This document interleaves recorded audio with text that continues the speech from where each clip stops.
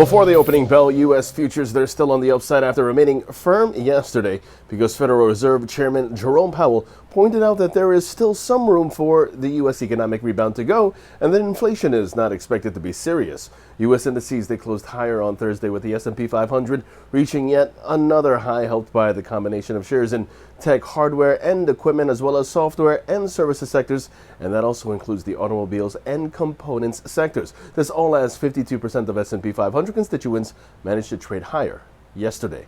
Taking a look now at after-hours action, we first take a look at shares of Boeing, which has recommended to 16 customers that they address a potential electrical issue in a specific group of 737 MAX airplanes prior to further operations.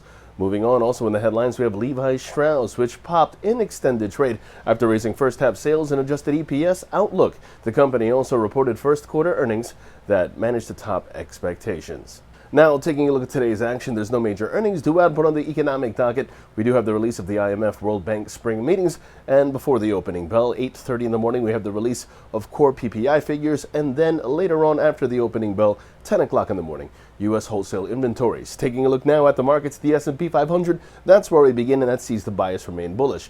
The NASDAQ, meanwhile, intraday, that happens to see the bias remain bullish, and that's what's in focus. Even though a continuation of the consolidation cannot be ruled out, its extent should be limited. So long positions above 13,650 are favored, with targets at 13,840 and 13,900 in extension. This is what the Dow Jones intraday sees the bias remain bullish.